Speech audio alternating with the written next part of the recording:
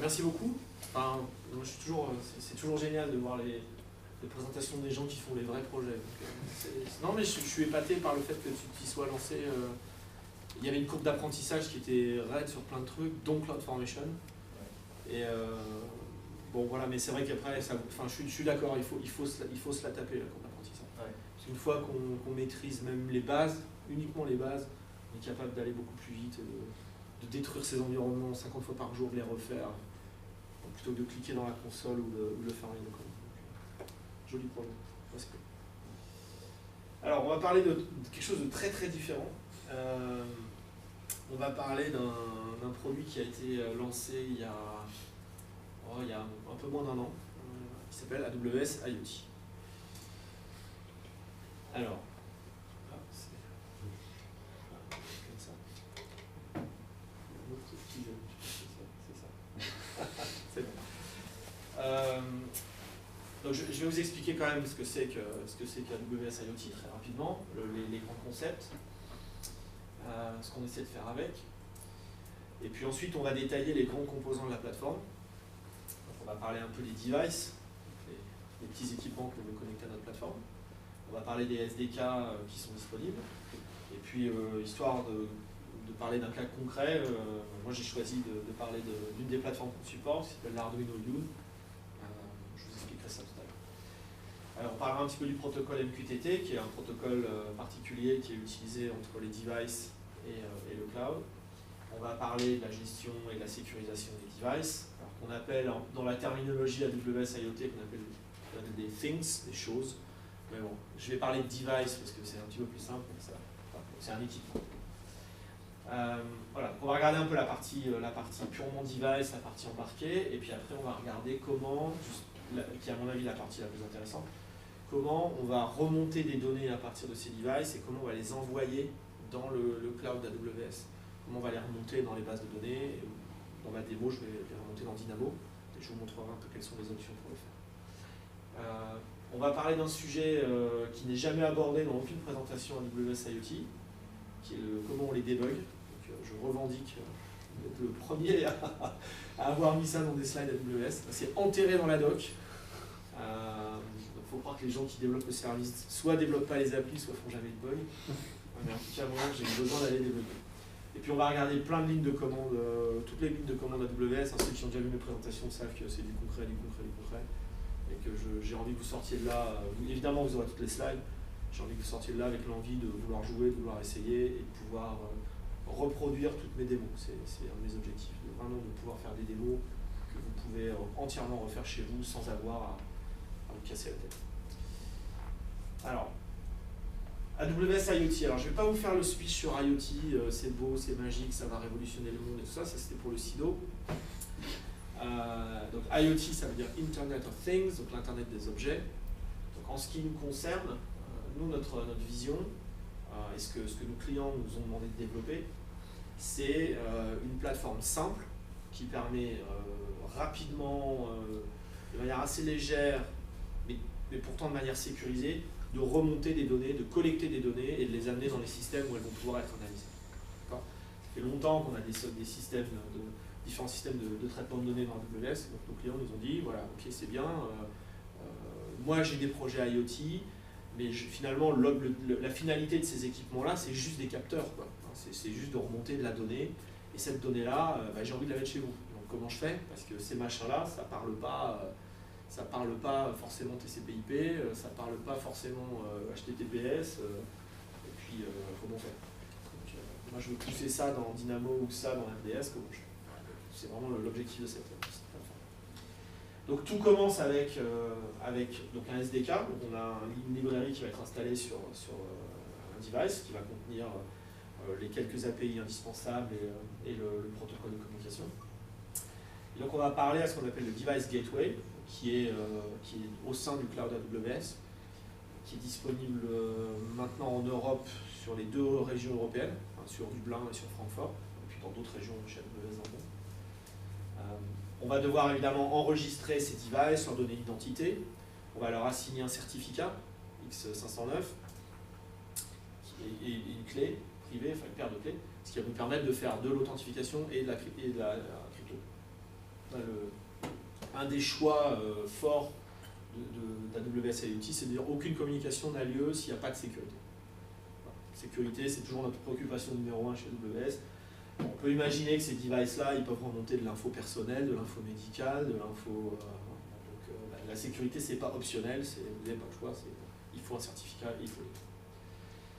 Donc les devices vont papoter avec le gateway, et donc sur le gateway, on va pouvoir configurer un moteur de règles qui va analyser tous les messages qui arrivent sur le gateway, et qui va pouvoir appliquer des règles. On verra ça tout à l'heure.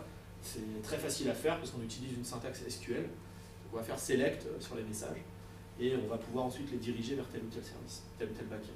Okay. Voire même sur des API tierces, hein, vous pouvez les pousser sur votre propre application si vous avez envie. Alors il y a une autre partie de la plateforme dont je ne vais pas parler parce que je sais faire une présentation pas trop longue, qui s'appelle le Device Shadow. Donc je vais expliquer le concept et je vous renverrai à d'autres présentations AWS ou à la doc. Donc l'idée est assez simple, c'est de dire ces devices-là, contrairement à un serveur ou contrairement même pratiquement à un smartphone, ils sont jamais allumés tout le temps ou rarement allumés tout le temps et ils sont probablement pas toujours connectés. Donc ils ont une alimentation intermittente et ils ont une connectivité intermittente. Et donc ça c'est problématique, parce que ça veut dire qu'on ne peut pas ouvrir une connexion sur ces devices et puis leur parler en 24/7 et leur pousser des messages ou lire leur état en permanence. Ce qui veut dire que si un device est déconnecté parce qu'il n'a plus de batterie, ou parce qu'il est en veille, ou parce que le réseau est inaccessible à cet instant précis, vu d'une application, c'est embêtant. C'est comme quand vous essayez de pinguer un serveur qui est down, ça se passe pas bien. Bon. Et donc vu de l'application, ça se passe pas bien non plus, vous êtes bloqué et c'est gênant. Bon. Donc avec des devices comme ça, on ne veut pas avoir ces comportements-là parce qu'ils risquent d'être fréquents.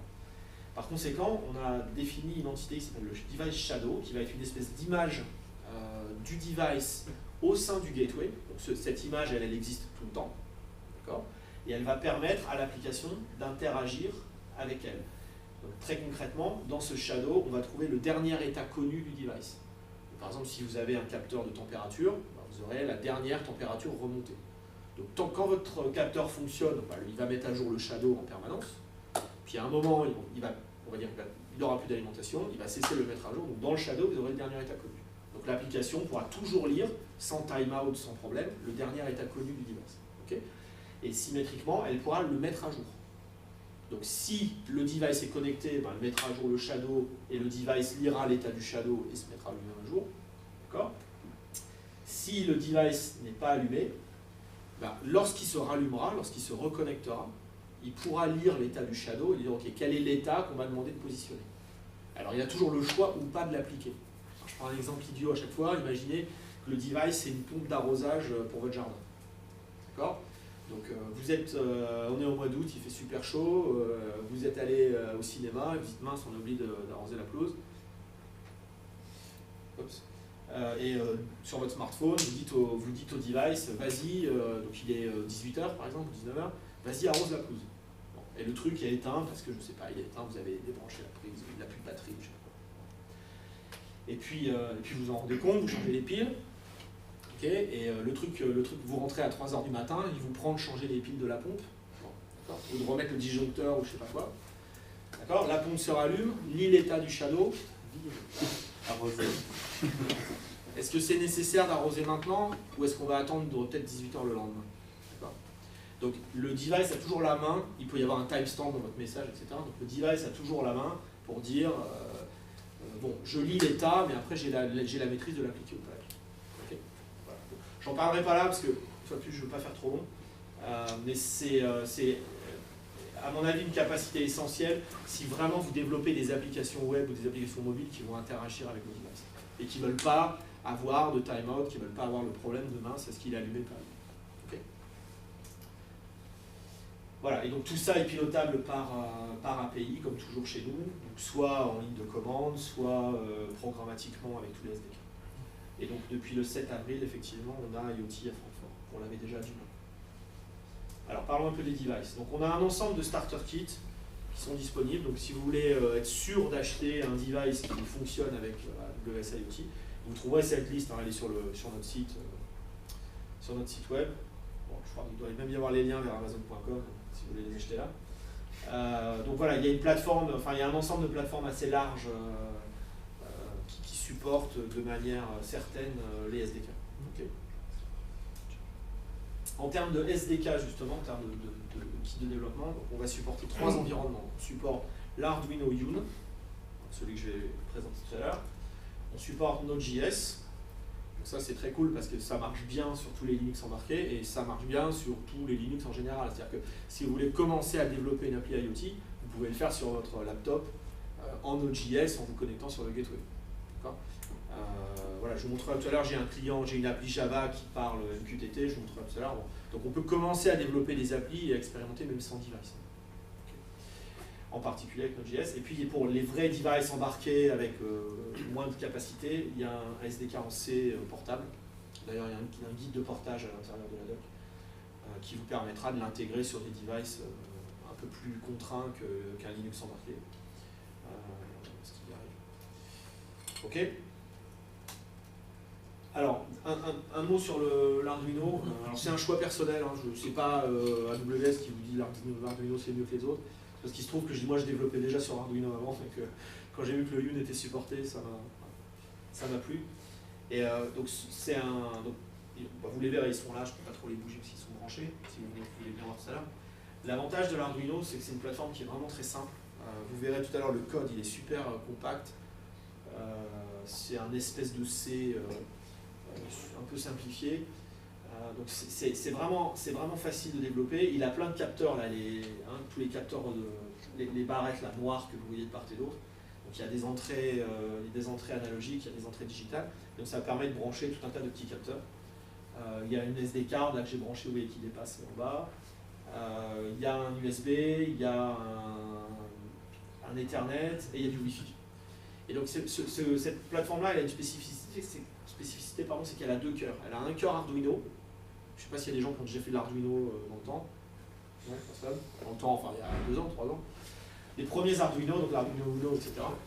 Donc ça, c'est la partie, on va dire, temps réel, qui va justement lire et piloter ce qui se passe sur les capteurs. Donc c'est le code que je vais vous montrer tout à l'heure. Et via ce qu'ils appellent un bridge, qui est une espèce de ligne série, en fait, l'Arduino va être capable de discuter avec un deuxième cœur, qui est un cœur Linino, qui lui fait tourner un Linux embarqué. Qui va justement, lui, vous apporter l'environnement Linux, la capacité de faire tourner du Python, des choses comme ça, et surtout un stack TCP/IP et la capacité à driver l'Ethernet et le Wi-Fi. Donc en fait, moi j'aime bien ce modèle parce que vous avez vraiment une séparation claire entre la partie capteur, temps réel, etc. et la partie, on va dire, Linux, communication. Okay. Donc en fait, les API qui vont tourner sur l'Arduino, elles vont appeler le code Python qui va gérer le protocole, etc. sur le Linino. Donc ça, c'est transparent pour vous. Voilà, mais en termes de découpage du code, c'est assez sympa, c'est assez clair. Et puis en termes de gestion de l'énergie, vous pouvez mettre en veille le cœur Linux et puis ne faire tourner votre code que sur le cœur Arduino, etc. Je ne rentre pas dans les détails de l'Arduino, mais voilà, c'est une plateforme rigolote. Donc en gros, voilà, ce qu'il vous faut, donc il vous faut un Arduino comme ça. Vous allez télécharger le SDK IDE Arduino qui est sur leur site. Vous allez télécharger le SDK pour Arduino qui est sur notre site. Vous allez l'installer, ça prend, je sais pas, 10 minutes maximum, tout ça. Et vous aurez un device qui est prêt à fonctionner. Ok ? Donc c'est très facile. Donc une fois que votre device est configuré, il va falloir l'enregistrer sur le gateway, il va falloir gérer la communication sécurisée et gérer sa politique de sécurité. Donc pour enregistrer un nouveau device sur la plateforme, c'est aussi bête que ça. Donc vous allez faire AWS IoT, create thing, puis lui donner un nom. Ça va déclarer un nouvel objet au sein du gateway. Et puis après, comme toujours avec AWS, il y a les describe-machin et les list-machin pour voir ce qui s'est passé.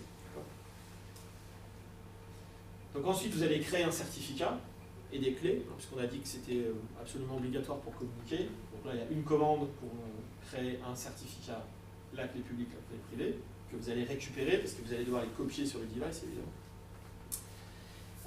Et depuis donc peu de temps, là, vous pouvez aussi utiliser vos propres certificats. Si vous avez déjà des certificats certifiés par votre autorité, vous voulez cela, vous pouvez mettre cela. Okay. Et donc c'est le certificat root plus le certificat du device plus la clé privée, vous devez la copier aussi sur le device. Je vous montrerai tout à l'heure, faites un SSH, copier c'est facile. Voilà. Donc une fois que vous avez fait ça, il reste une dernière chose à faire, c'est gérer la policy. On en a parlé un peu tout à l'heure, hein, dans AWS, par défaut, rien n'est autorisé. Et donc ceux qui ont déjà pratiqué un peu les services AWS savent que quoi qu'on fasse, la première question à se poser c'est ok, qui j'autorise à faire quoi? Donc IoT n'échappe pas à la règle. Donc vous allez pouvoir dire tel device il va être autorisé à faire telle action sur la plateforme IoT. Ou pas, vous allez pouvoir les interdire. Donc là j'ai fait des policies qui sont super simples. Donc vous voyez le statement c'est j'autorise. Donc l'effet c'est allow, ça peut être allow ou deny. Donc là j'autorise. Quelles actions? IoT point étoile, j'autorise toutes les actions IoT. Sur quelles ressources? Toutes. Voilà. C'est la policy idiote par défaut qui autorise tout. Donc surtout ne faites jamais ça même sur votre service, c'est pas une bonne idée. Là c'est pour simplifier un petit peu les choses. Concrètement, on pourrait dire ce device-là, il a le droit de publier des messages dans tel fil, et puis cet autre device, il a le droit uniquement de s'abonner à des messages dans tel fil. On pourrait restreindre ce genre de truc. Une fois que la policy est créée, une fois qu'elle est écrite, on l'enregistre dans la plateforme. Voilà. Et puis le dernier truc qui reste à faire, c'est associer le certificat, la policy et le device. Okay. Donc on attache la policy au certificat, on attache la thing au certificat, et voilà. Là on a un device qui est prêt à fonctionner. On le verra dans la console tout à l'heure. Okay. Donc il vous faut ces trois trucs. Il vous faut le device, il vous faut le certificat, bon, il est clé évidemment, et puis il vous faut la policy. C'est comme ça qu'on va gérer. Donc, le certificat, il va garantir l'identité du device et la sécurité des communications. Et la policy, elle va restreindre ce qu'un device peut faire au sein de la plateforme. Ok? Bon, c'est assez classique. Donc, voilà, on a configuré nos petits devices. Franchement, ça, entre le moment où vous téléchargez tout et le moment où c'est prêt, ça prend 10 ou 15 minutes maximum en étant lent. Donc, maintenant, on va pouvoir connecter un device à la plateforme. Donc là c'est le code, je vous montrerai le code l'IDE tout à l'heure, mais voilà le code de connexion. Donc on appelle setup avec un identifiant, c'est peut-être mieux d'ailleurs si je montre le vrai code. Plus simple là. Voilà.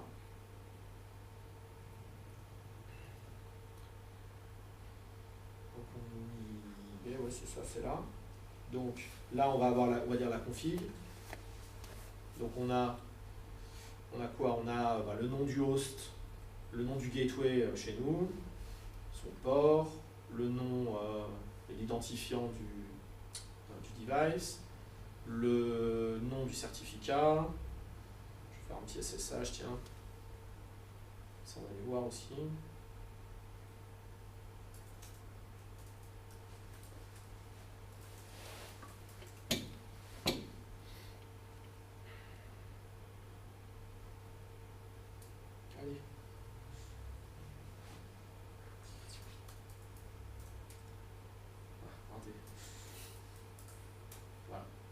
Donc là, je suis logué sur mon Arduino, donc là, je suis sur le cœur Linux de mon Arduino.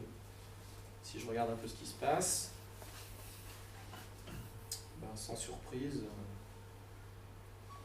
je vais voir le SDK. Donc le Python Runtime, c'est le SDK qu'on y a installé. Puis je vais trouver mes certificats.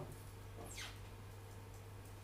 Ok, donc je trouve le certificat, la clé publique, bon, c'était pas utile de la copier, elle y est, et puis le certificat root. Okay. Donc ça, voilà, c'est des paramètres qui sont passés dans le code qui va tourner sur l'Arduino. Okay. Et donc pour se connecter, donc on commence par faire setup qui va initialiser on va dire le SDK, config qui va passer les paramètres que je viens, enfin prendre en compte les paramètres que je viens de vous montrer là. Voilà, et puis connect pour envoyer la commande de connexion gateway. Okay. Voilà. Et à partir de ce moment-là, on est connecté. D'accord? Donc c'est pas très compliqué.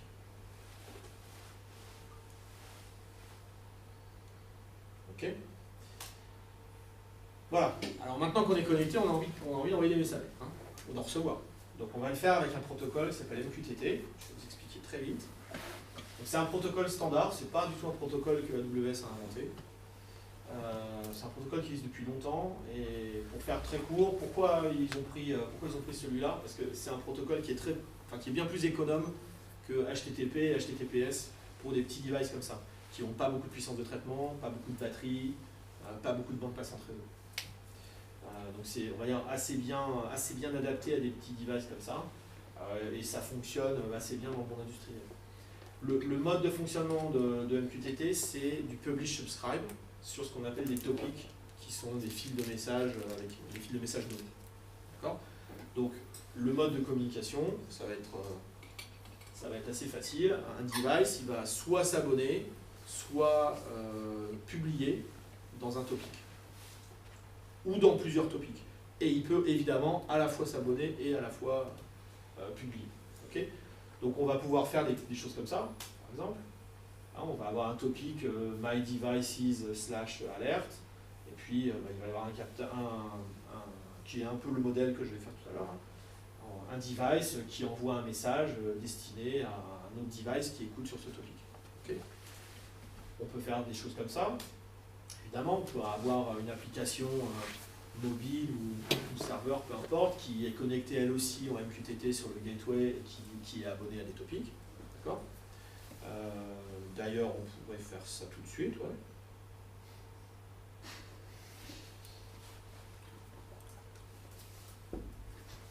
Voilà. Donc, je l'ai mentionné tout à l'heure. Je vais vous montrer. Il faut qu'il se lance.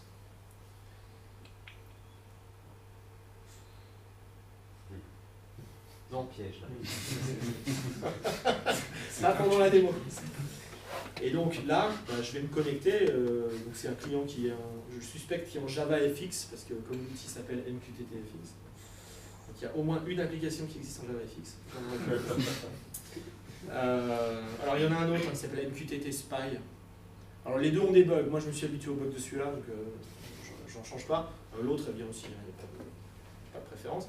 Voilà, donc on retrouve l'adresse du broker, le numéro de port, là il doit y avoir les certificats, etc., etc. Donc lui, il va être vu comme un device normal. Okay. Le même? Non, un autre. Il est vu comme un device.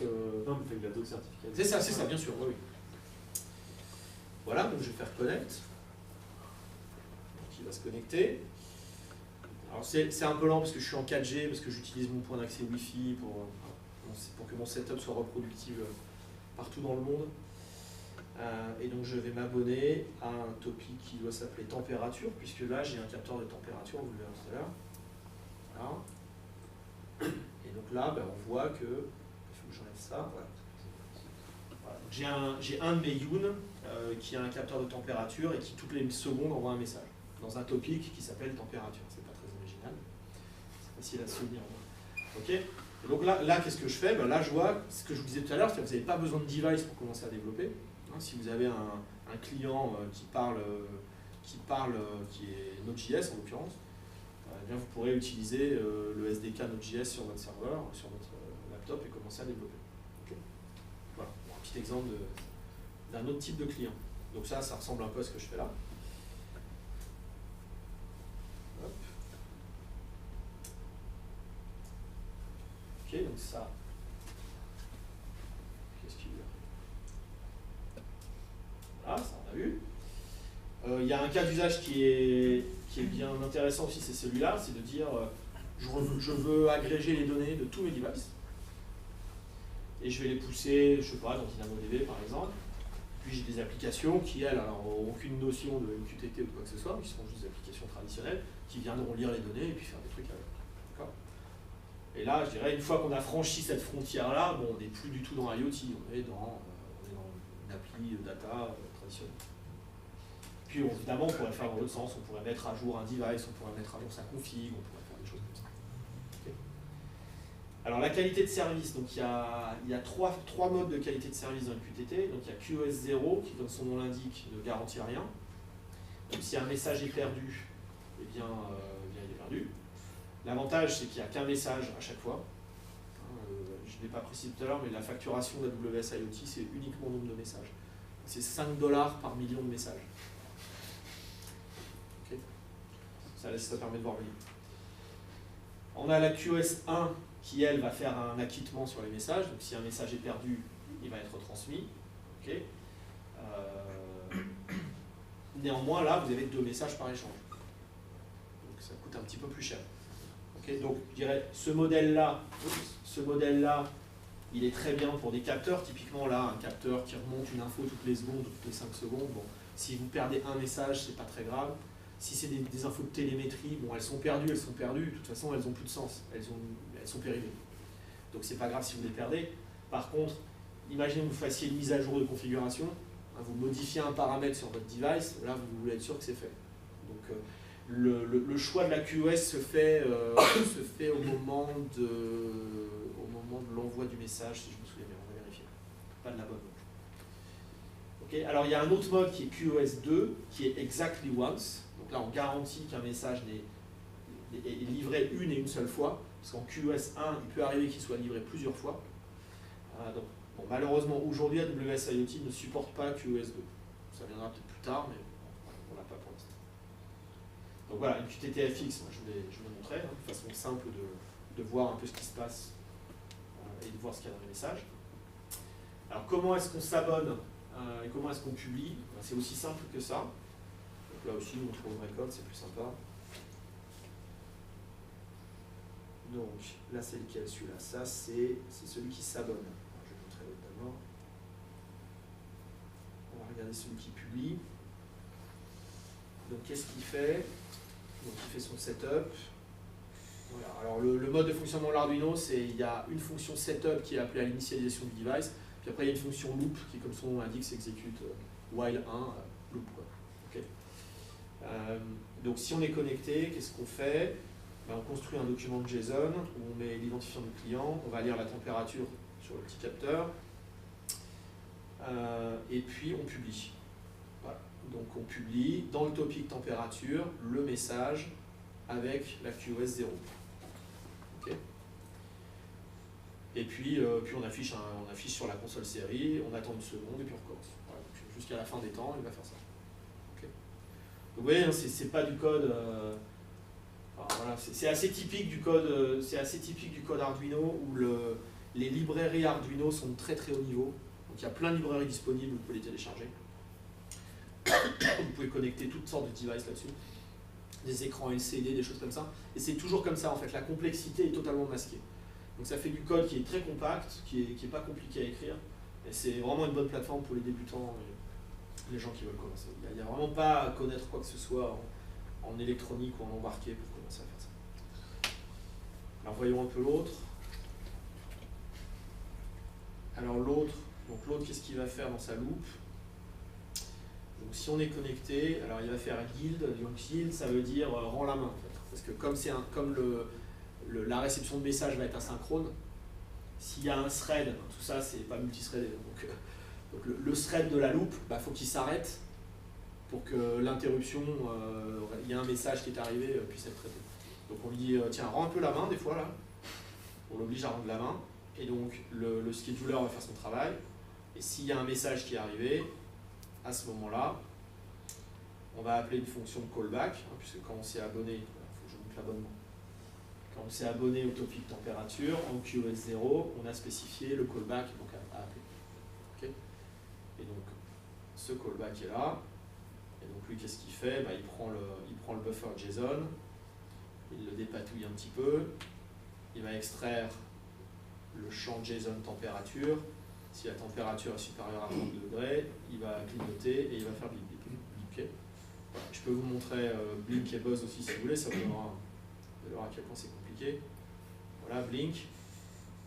Donc sur la pin de la LED qui est quoi? Qui est 13, la pin 13 de l'Arduino. On passe à l'état haut, on attend 100 millisecondes, puis on passe à l'état bas. Même sans être électronicien, on peut imaginer que ça cligne. D'accord? Et le buzz, c'est pareil sur la pin du buzzer. On va écrire à 2 fréquences différentes, et puis ça va faire un peu. Okay. Et tout ça, une fois de plus, c'est très typique de l'Arduino. S'il y a des gens qui ont fait de l'électronique, on ne s'embête pas avec des registres, on ne s'embête pas, il n'y a pas d'assembleur, il n'y a pas de trucs comme ça. Donc voilà, c'est une plateforme. Si vous avez envie de commencer à bricoler, vraiment, je vous encourage à le faire sur l'Arduino. Ok, donc voilà pour publish, subscribe, tout ça, ça se fait en une ligne. Il n'y a pas de complications, il n'y a pas de piège en fait. Ok? Donc le petit callback, on l'a vu. Là, celui-là, celui-là c'est un callback début qui fait juste afficher le message, le bien DB. Voilà. Donc là, si on s'arrête là, qu'est-ce qu'on a? On a nos devices, ils ont le SDK, ils ont le certificat, ils ont les clés, ils savent se parler, ils savent s'abonner, ils savent envoyer, avec des QoS qui vont bien.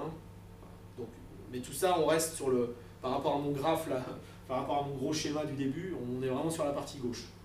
D'accord? Donc, on remonte, ils s'échangent de la data. Maintenant, on a dit, le truc a priori qui intéresse les clients, c'est de dire, cette data-là, moi, je veux l'amener quelque part et je veux faire des choses avec. Et donc, ça va être le but du moteur de règle. Voilà, donc le premier truc, alors ça, je vais passer vite dessus. Une fois de plus, il faut faire de la sécurité. Parce que AWS IoT, par défaut, n'a pas le droit d'écrire dans DynamoDB, n'a pas le droit d'écrire dans S3, n'a le droit de rien faire. Donc il va falloir autoriser, le composant IoT, le composant Gateway, à écrire dans d'autres services. Quand on commence à manipuler un peu les services entre eux, avec les lambda, il y a le même genre de truc. Hein, pour les gens qui créent des lambda, il faut leur créer un rôle. C'est ça. La lambda, il faut qu'elle ait le droit d'aller écrire dans DynamoDB. Ouais, c'est un peu la même histoire.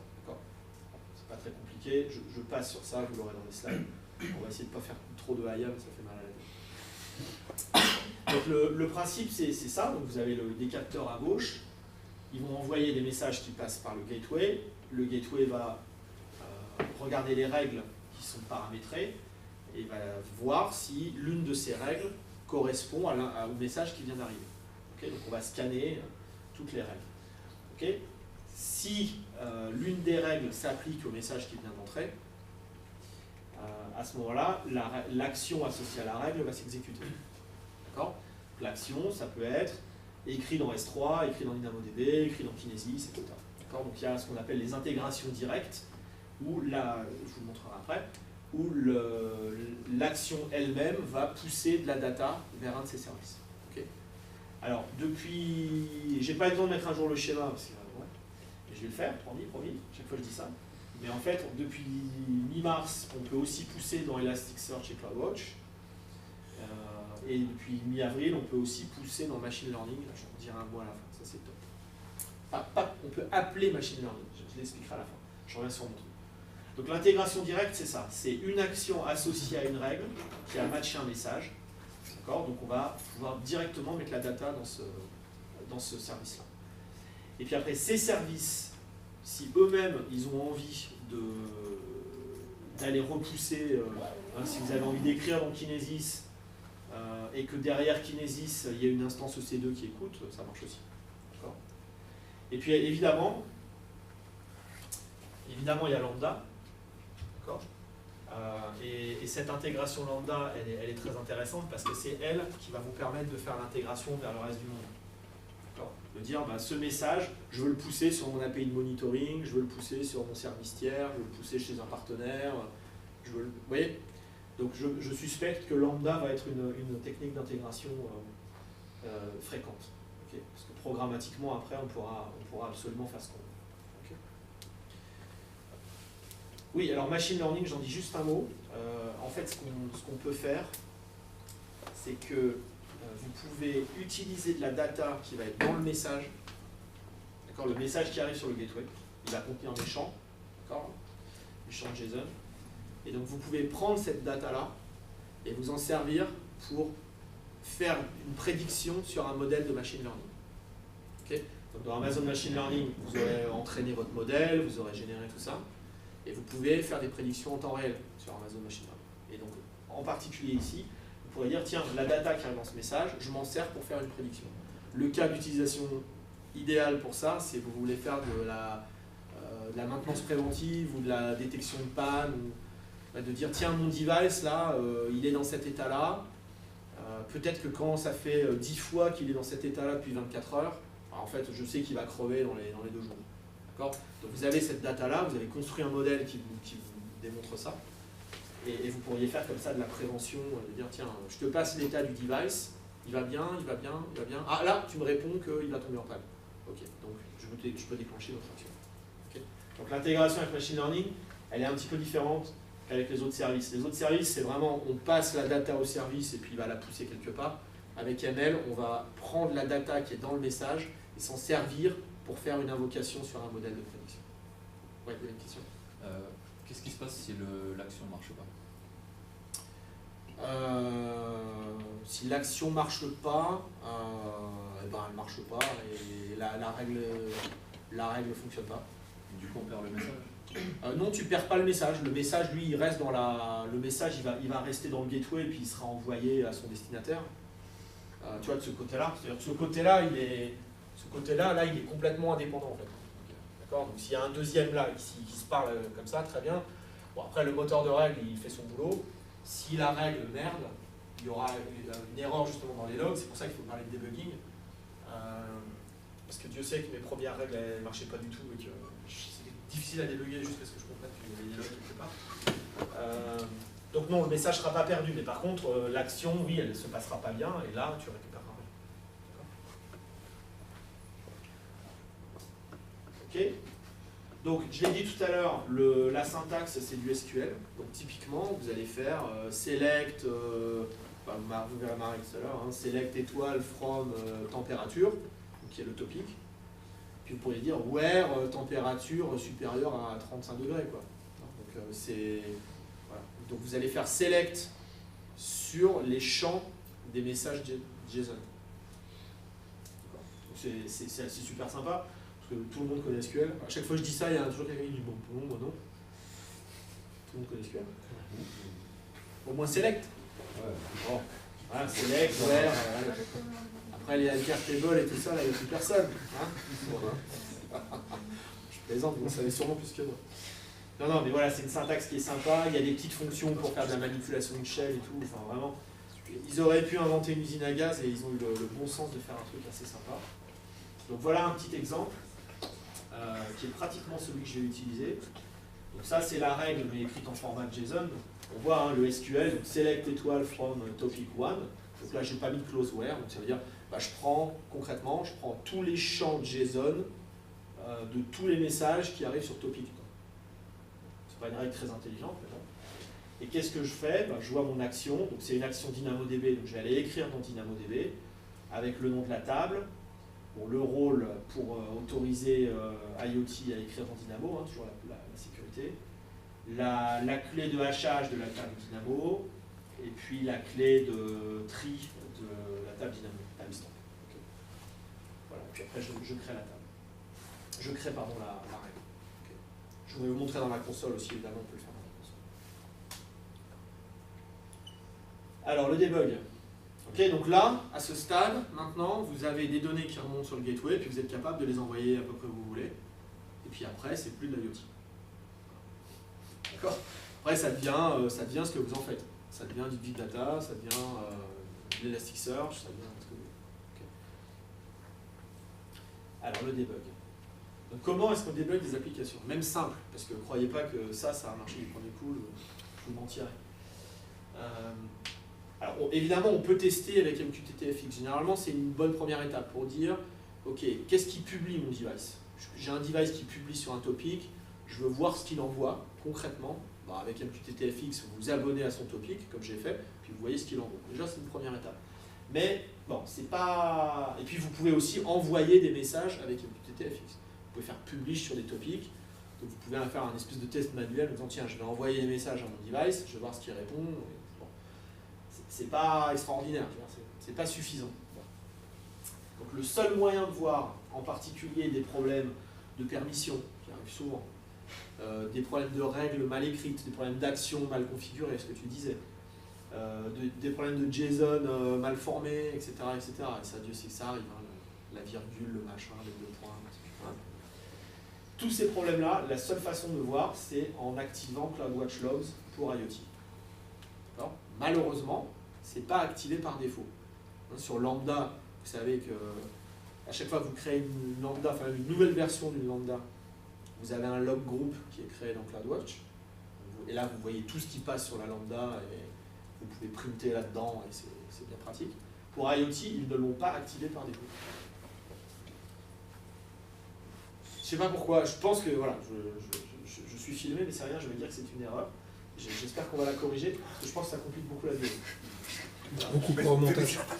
Bon, si vous le saviez, j'ai dit bien pire la semaine dernière.